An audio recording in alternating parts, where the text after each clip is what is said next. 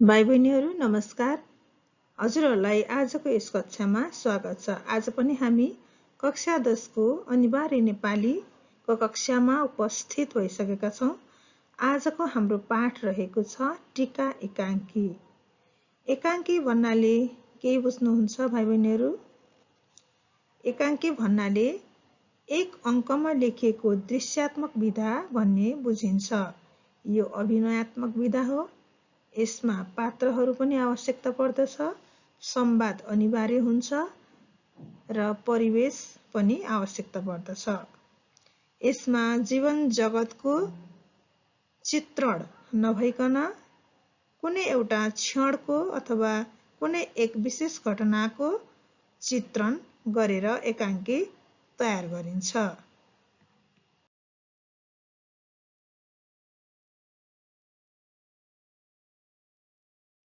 भाइ बहिनीहरू, हामी टीका एकाङ्की अन्तर्गत एकाइगत पाठ्यवस्तुलाई विभिन्न चरणमा विभाजन गरेर अध्ययन गर्नेछौँ।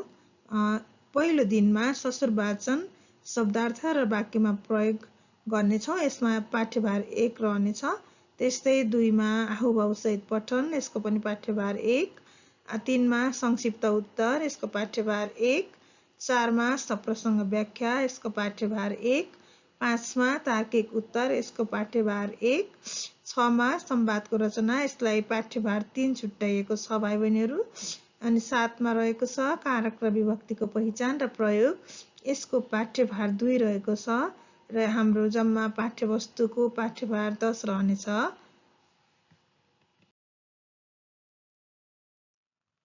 एकाङ्कीकारको परिचय।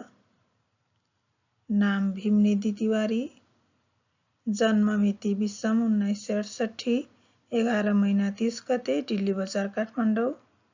शिक्षा आइए, पेशा सरकारी सेवामा कार्यरत। साहित्यिक कृति सहनशीला सुशीला, पुतली, चौतारा लक्ष्मीनारायण, वर शिक्षा, दर्पण, नेपाली सामाजिक कहानी कथा सङ्ग्रह। सम्मान तथा पुरस्कार विस्फोट कविता सङ्ग्रहका लागि 2017 सालमा मदन पुरस्कार प्राप्त। साहित्यिक विशेषता राष्ट्रवाद, मानवतावाद, समाजको जीवन्त चित्रण। मृत्यु 2030 2 महिना 29 गते।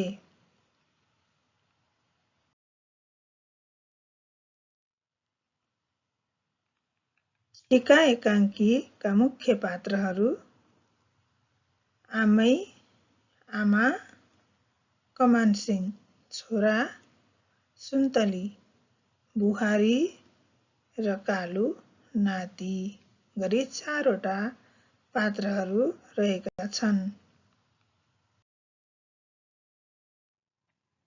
विद्यार्थी भाइ बहिनीहरू, अब हामी ससुर वाचन गर्नेछौँ। म अनुच्छेद 1 देखि 3 सम्म ससुर वाचन गर्नेछु अनि हजुरहरू पनि बाँकी रहेका अनुच्छेदहरू क्रमैसँग ससुर वाचन गर्नुहुनेछ। टीकाको ठुलो साँझ, आँगनभरि जुन टह टह लागिरहेछ। पिँढीमा आमै र सुन्तली खिन्न मुद्रामा छन्। डोरीमा कालु पिङ खेलिरहेछ। 1. आमै, यस्तो कुनै वर्ख पनि गर्दैनथ्यो। ढिलै आएको बेला पनि फुलपातीको साँझसम्म त टुप्लुक्क आइपुग्थ्यो।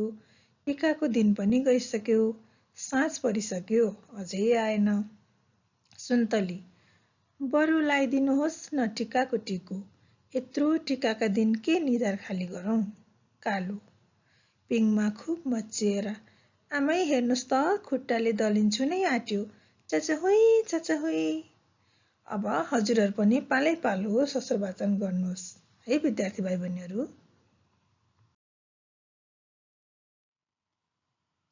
अब हामी शब्दार्थ र वाक्यमा प्रयोग गर्नेछौँ। खिन्न, यसको अर्थ दुखी अर्थात् उदास।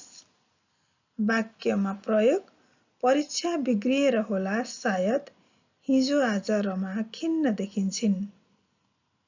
मुद्रा, अर्थ अनुहार। वाक्यमा प्रयोग हिजो बेलुका उसको बुबा विदेशबाट आउनु भएकोले ऊ खुसी मुद्रामा देखिएको छ। डिबिया, अर्थ टुकी, पानस। वाक्यमा प्रयोग पहिला पहिला विद्युतको विकास नहुँदा डिबिया बाल्ने चलन थियो। त्यस्तै गरी शब्दार्थ र वाक्यमा प्रयोगकै क्रममा वर्ख अर्थ रहेको छ वर्ष अर्थात् साल। यसलाई वाक्यमा प्रयोग आफ्ना सन्तानबाट टाढा बस्नुपर्दा बुबा आमालाई 1 हप्ता पनि 1 वर्ष जस्तो लाग्छ। डाक अर्थ रहेको छ राम्रो खबरको लक्षण। वाक्यमा प्रयोग केटाकेटीको बोलीमा डाक बसेको हुन्छ भन्ने जनविश्वास छ। हंसले ठाउँ छोड्नु अर्थ रहेको छ चेतना हराउनु। यसलाई वाक्यमा प्रयोग कमान सिंह 7 सम्म पनि नआउँदा बुढी आमैको हंसले ठाउँ छोडेको थियो।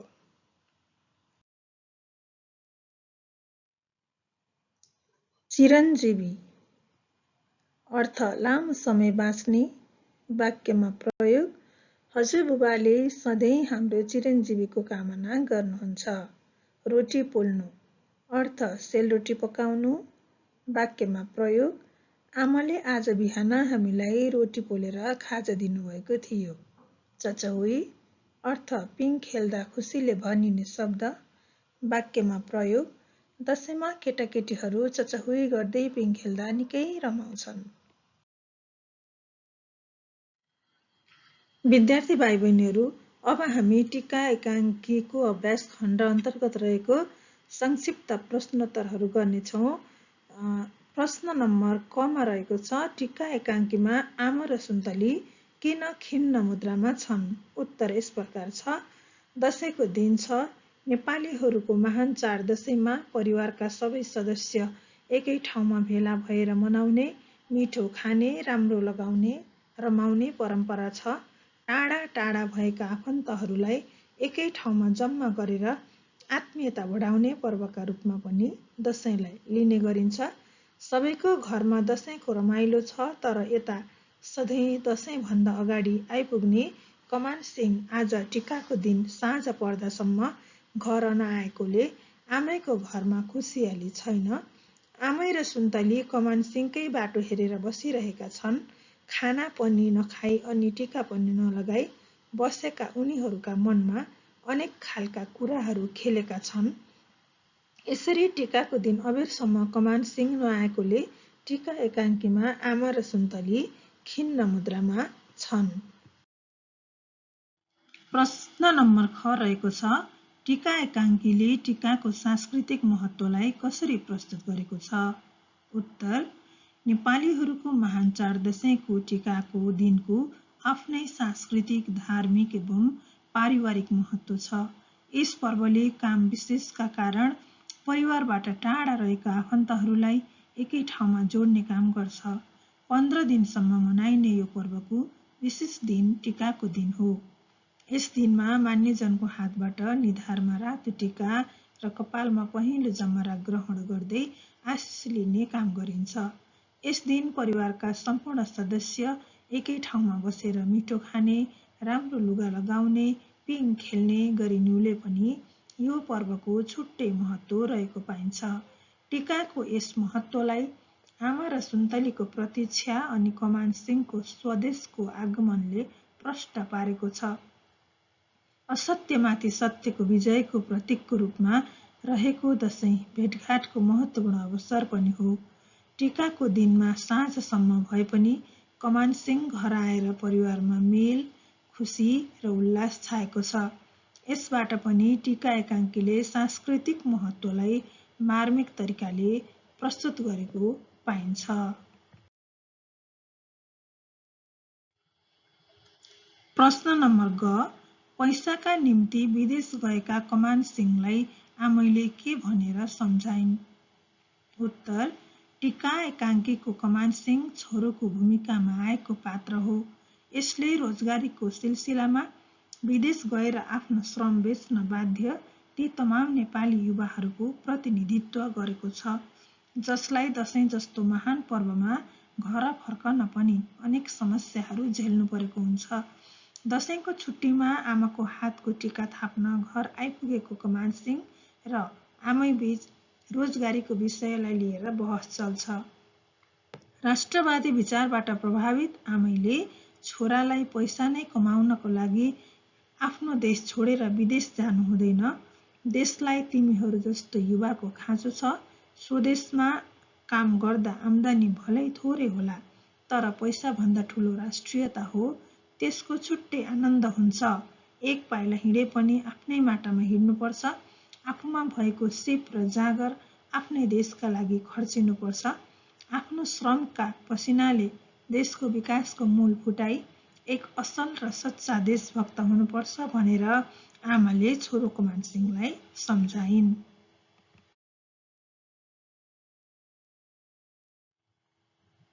प्रश्न नम्बर घ, कमान सिंहले किन विदेश नजाने निर्णय गरे? उत्तर, टीका एकाङ्कीको कमान सिंह छोरोको भूमिकामा आएको पात्र हो। यसले रोजगारीको सिलसिलामा विदेश गएर आफ्नो श्रम बेच्न बाध्य ती तमाम नेपाली युवाहरूको प्रतिनिधित्व गरेको छ, जसलाई दशैं जस्तो महान पर्वमा घर फर्कन पनि अनेक समस्याहरू झेल्नु परेको हुन्छ। दशैंको छुट्टीमा आमाको हातको टीका थाप्न घर आइपुगेको कमान सिंह र आमैबीच रोजगारीको विषयलाई लिएर बहस चल्छ। आमाले नेपालीहरूसँग प्रशस्त सिप तथा जाँगर छ, देशमा अनेक सम्भावनाहरू छन्, आफूमा भएको सिपलाई सम्भावनाको खोजीमा लगाउनुपर्छ, यसलाई आफ्नै देशमा खर्चेर विकासका सम्भावनालाई यथार्थमा परिणत गर्नुपर्छ। पैसा नै कमाउनको लागि आफ्नो देश छोडेर विदेश जानु हुँदैन। देशलाई तिमीहरू जस्तै युवाहरूको खाँचो छ। स्वदेशमा काम गर्दा आम्दानी भलै थोरै होला, तर पैसाभन्दा ठुलो राष्ट्रियता हो, त्यसको छुट्टै आनन्द हुन्छ। एक पाइला हिँडे पनि आफ्नै माटामा हिँड्नुपर्छ। आफूमा भएको सिप र जाँगर आफ्नै देशका लागि खर्चिनुपर्छ। आफ्नो श्रमका पसिनाले देशको विकासको मूल फुटाई एक असल र सच्चा देशभक्त हुनुपर्छ भनेर सम्झाएपछि कमान सिंहको मानसिकतामा परिवर्तन आउँछ। त्यसपछि कमान सिंहले बुढी भएकी आमा, उमेरदार श्रीमती र बालक छोरा छोडेर विदेश नजाने र स्वदेश परिवारको साथमै बसेर काम गर्ने निर्णय गरे। प्रश्न नम्बर ङ, टीका एकाङ्कीले दिन खोजेको सन्देश के हो? उत्तर, नेपाली साहित्यका विशिष्ट प्रतिभा भीमनिधि तिवारीद्वारा रचित यस टीका एकाङ्की दशैंको सेरोफेरोमा सुरु भई सोही सन्दर्भमा टुङ्गिएको छ। नेपालीहरूको महान चाड दशैंको टीकाको दिनको आफ्नै सांस्कृतिक, धार्मिक एवं पारिवारिक महत्व हुन्छ। यस पर्वले काम विशेषका कारण परिवारबाट टाढा रहेका आफन्तहरूलाई एकै ठाउँमा जोड्ने सेतुको काम गर्छ। मानिस बाध्यता भनौं वा काम विशेषले आफ्नो देशभन्दा धेरै पर पुगेको हुन्छ। यसो भन्दैमा हामीले हाम्रो देश अनि यहाँका सांस्कृतिक पर्व, मेला, उत्सवलाई चटक्कै भुल्नु भने हुँदैन।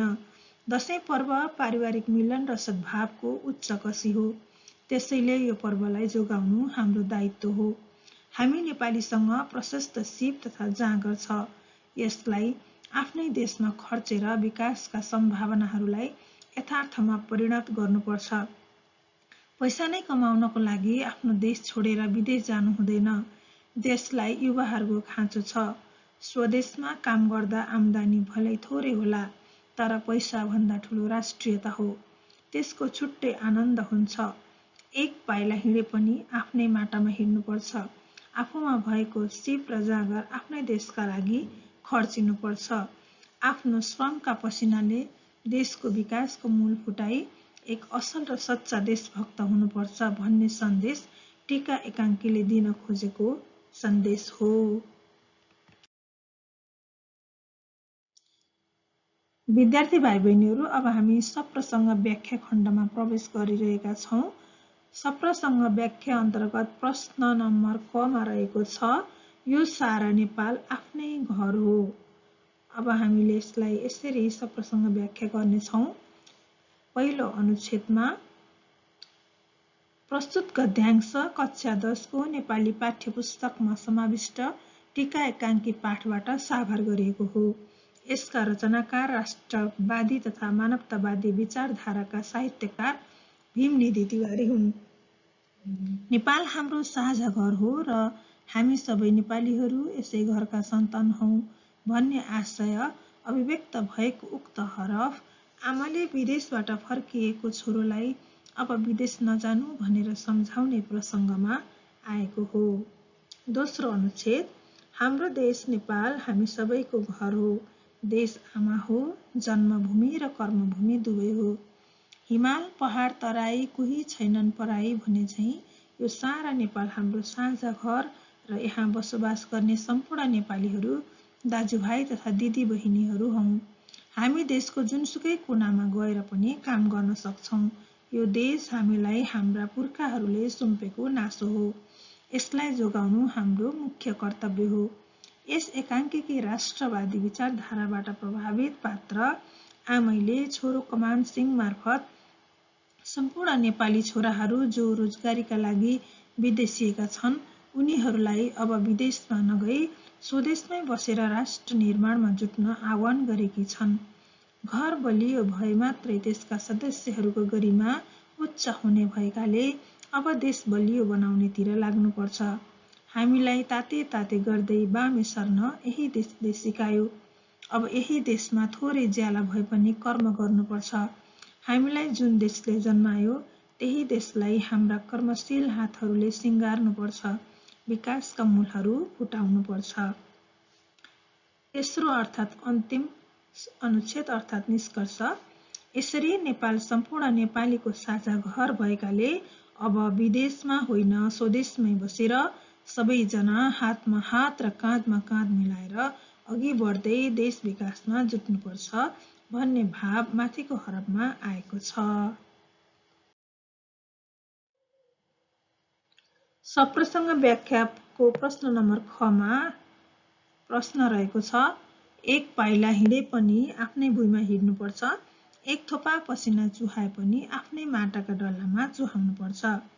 उत्तर, प्रस्तुत गद्यांश कक्षा 10 को नेपाली पाठ्य पुस्तकमा समाविष्ट टीका एकाङ्की पाठबाट साभार गरिएको हो। यसका रचनाकार राष्ट्रवादी तथा मानवतावादी विचारधाराका साहित्यकार भीमनिधि तिवारी हुन्। प्रत्येक नागरिकले विदेशमा गएर पसिना बगाउनुको सट्टा स्वदेशमै श्रम गर्नुपर्छ, आफ्नो पुरुषार्थ स्वदेशकै निम्ति हुनुपर्छ भन्ने प्रसङ्गमा माथिको हरफ आएको हो। देश आमा हो, जन्मभूमि र कर्मभूमि दुवै हो। हामीलाई ताते ताते गर्दै बामे सर्न यही देशले सिकायो। अब यही देशमा कर्म गर्नुपर्छ। हामीलाई जन्माएको यही देशका लागि हाम्रा कर्मशील हातहरू खर्चिनुपर्छ, देशलाई सिँगार्नुपर्छ। जैविक विविधतामा अनेक सम्भावना बोकेको देश नेपाल, गौतम बुद्ध, भृकुटी, सीता तथा वीर वीरङ्गनाहरूको देश, उत्तरमा चाँदी झैँ टलक्क टल्केका हिम श्रृङ्खलाहरूको देश। नेपालमा सम्भावना नदेखी विदेश भौतारिनेहरू अब नेपालकै सम्भावनाहरूको खोजी गर्नुपर्छ। आफ्नो जन्मभूमिका लागि श्रम गर्नु प्रत्येक नागरिकको कर्तव्य हो। त्यसैले एक गाँस खाएर भए पनि, एक सरो लुगा लगाएर भए पनि आफ्नै देशको लागि काम गर्नुपर्छ। एक थोपा पसिना चुहाए पनि आफ्नै देशका माटामा चुहाउनुपर्छ। आफ्नो श्रम र सिपले देश सजाएर देश र आफू दुवैको गरिमा बढाउनुपर्छ। यसरी विदेशी भूमिमा नगई आफ्नो देशलाई माया गरी देशमै बसेर काम गर्नुपर्छ र देशलाई विकासद्वारा हराभरा पारी सिँगार्नुपर्छ भन्ने आशय उक्त हरफले उजागर गर्न खोजेको छ।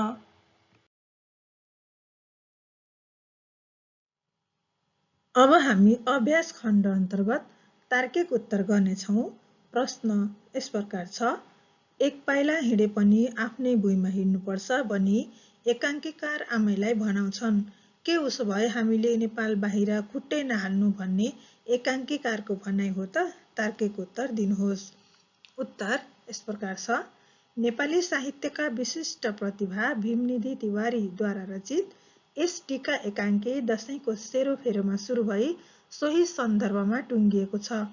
यस एकाङ्कीमा आमै, बुहारी, कालु र कमानसिंह गरी 4 जना पात्रहरू छन्।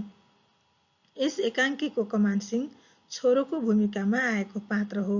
यसले रोजगारीको सिलसिलामा विदेश गएर आफ्नो श्रम बेच्न बाध्य ती तमाम नेपाली युवाहरूको प्रतिनिधित्व गरेको छ, जसलाई दशैं जस्तो महान पर्वमा घर फर्कन पनि अनेक समस्याहरू झेल्नु परेको हुन्छ। दशैंको छुट्टीमा आमाको हातको टिका थाप्न घर आइपुगेको कमानसिंह र आमैबीच रोजगारीको विषयलाई लिएर बहस चल्छ। आमाले छोरो कमानसिंहलाई एक पाइला हिँडे पनि आफ्नै भुइँमा हिँड्नुपर्छ भनेर स्वदेशमै बस्नुपर्छ, आफ्नो श्रम स्वदेशमैका निम्ति खर्चिनुपर्छ भनेर सम्झाउँछिन्। दोस्रो अनुच्छेद, मेरो विचारमा एक पाइला हिँडे पनि आफ्नै भुइँमा हिँड्नुपर्छ भनी एकाङ्कीकार आमैलाई भनाउनुको आशय हामीले नेपाल बाहिर खुट्टै नहाल्नु भने होइन। हामी विदेशी भूमिमा केही समयका लागि अध्ययन गर्न तथा काम सिक्न जान सक्छौँ। त्यहाँ सिकेका ज्ञान, सिप तथा कौशललाई आफ्नो देशमा लगाउनुपर्छ।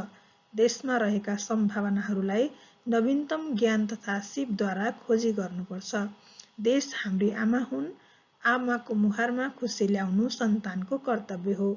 स्वदेशका सम्भावनालाई विदेशमा प्रचार प्रसार गरी पर्यटन प्रवर्धनमा टेवा पुर्याउनुपर्छ। आफ्नो देशको भाषा, संस्कृतिलाई देश तथा विदेशमा फैलाएर त्यसलाई जीवन्त राख्नुपर्छ भन्न खोजिएको हो। विदेश गएर उतै पलायन हुने होइन, त्यहाँका राम्रा सिपहरू सिकेर देशको विकासमा लगाउनुपर्छ भन्ने एकाङ्कीकारको भनाइ हो। अब हामी टीका एकाङ्कीको अभ्यास खण्ड अन्तर्गत संवाद रचना गर्नेछौँ। प्रश्न यस प्रकार छ, युवाहरू आफ्नै देशमा बसेर काम गर्नुपर्छ भन्ने विषयमा संवाद तयार गर्नुहोस्। शीर्षक, युवाहरू आफ्नै देशमा बसेर काम गर्नुपर्छ। पात्र, रमा र प्रज्ञा। स्थान, घर जाने बाटो। समय, बेलुकी 4 बजेपछि। हाल कक्षा 10 मा अध्ययनरत रमा र प्रज्ञा एकै गाउँका साथी हुन्। धेरै दिनपछि उनीहरू आज सँगै कुराकानी गर्दै घर फर्किँदै छन्। रमा, ए प्रज्ञा, आज त हामी सँगै घर जान परिएछ। एउटै गाउँका भए पनि सँगै घर नफर्केको धेरै भयो त। प्रज्ञा, हो त नि, तिमी कता म कता भने जस्तो। म चाँडै घर फर्कन्छु, तिमी कता जान्छौ कुन्नी, त्यसैले होला। रमा, कता जानु खै, मलाई त आजकल घर चाँडै जान पनि मन लाग्दैन, त्यसैले यतै साथीहरूसँगै बस्छु।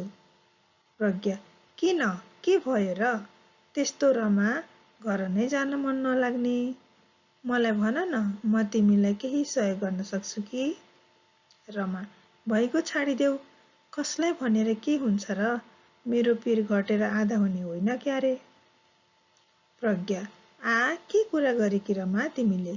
म त तिम्रो साथी हो नि, साथीको दुःख सुखमा साथ दिन नसके के को साथी हुन्छ र? मलाई भन न, तिमीलाई के भयो? म सक्दो सहयोग गर्नेछु।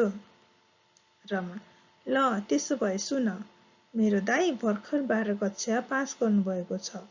बुबा आमाको चाहना नेपालमै बसेर अध्ययन गरोस् भन्ने छ, मेरो पनि त्यही हो। तर दाइ भने कहिल्यै नेपाल नफर्कने गरी विदेश जाने सोच बनाउनु भएको छ। यही कुराले मलाई सताइरहेको छ।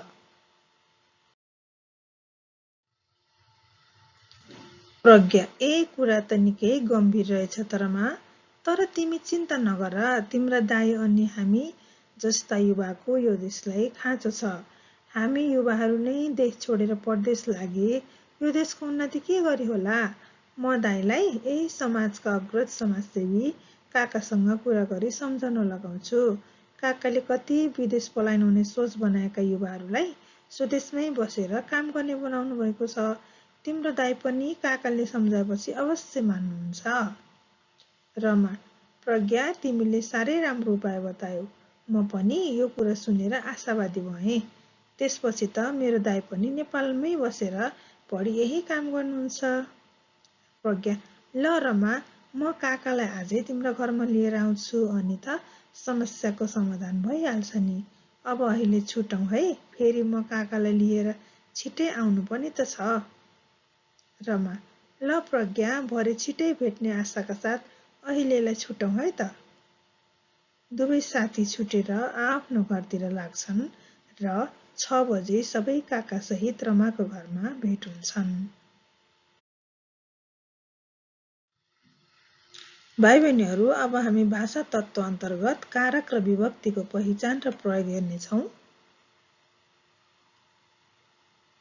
चिन्ह, कारक, विभक्ति, अर्थ र प्रयोग 1 मा रहेको छ लेबाट द्वारा चिन्ह, कारक कर्ता कारक रहेको छ विभक्ति प्रथमा, यसको अर्थ जसले काम गर्छ। त्यस्तै प्रयोगमा हरिले खाना खायो, हरिबाट खाना खाइयो, हरिद्वारा खाना खाइयो। त्यस्तै 2 मा रहेको छ लाई विभक्ति चिन्ह, कारक कर्म र विभक्ति द्वितीया। यसको अर्थ जुन काम गरिन्छ अथवा के वा कसलाई भन्ने प्रश्न गर्दा आउने कर्मकारक हो। प्रयोग: देवकोटाले निबन्ध लेखे, रमाले पेमालाई भेटिन्, मैले बहिनीलाई बोलाएँ। विभक्ति चिन्ह लेबाट द्वारा, कारक करण, विभक्ति तृतीया। अर्थ रहेको छ जसका मद्दतले वा जुन साधनको सहायताले काम गरिन्छ। प्रयोग: म चक्कुले स्याउ काट्छु, उमेश बसबाट विराटनगर जाँदैछ, दाउरेले बन्चरोद्वारा दाउरा काट्यो। यहाँ चक्कु अनि बस, बन्चरो साधनका रूपमा आएका छन्, त्यसैले यो करण कारक हो। अर्को विभक्ति चिन्ह रहेको छ लाई लागि, निम्ति, यो सम्प्रदान कारक हो र चतुर्थी विभक्ति। अर्थ: कसैले कसैका निम्ति केही वस्तु वा योगदान दिने काम अर्थात् के र कसलाई भन्ने प्रश्नको सँगै उत्तर आउने सम्प्रदान कारक हो।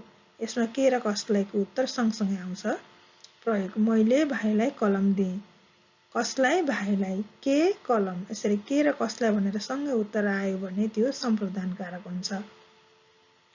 अर्को उदाहरण: हामीले साहित्यकारहरूलाई श्रद्धा गर्नुपर्छ, मैले पूजाका निम्ति फूल टिपेँ। अब त्यस्तै विभक्ति चिन्ह देखिबाट, यो अपादान कारक हो र विभक्ति पञ्चमी। यसको अर्थ सुरु वा छुटिने समय। प्रयोग: रुखबाट पात खस्यो, रुखबाट पात खस्यो भनेपछि रुखबाट पात छुटिएर खस्यो। भोलिदेखि हाम्रो परीक्षा सुरु हुन्छ, सुरु हुने समय बतायो यसले। देवकोटा सानैदेखि कविता लेख्थे। अर्को विभक्ति चिन्ह रहेको छ कोकाकी, रोरारी, नोनानी। यसको कारक हुँदैन, यो षष्ठी विभक्ति हो। कोकाकी, रोरारी, नोनानी विभक्ति चिन्ह लागेका भेदक विशेषण हुन्छन्। अर्को विभक्ति चिन्ह रहेको छ माथि, यो अधिकरणका कारक हो र यो सप्तमी विभक्ति हो। यसको अर्थ अडिने आधार भन्ने हुन्छ र यसलाई प्रयोगमा टेबलमा किताब छ, छानामाथि चरा बसेको छ।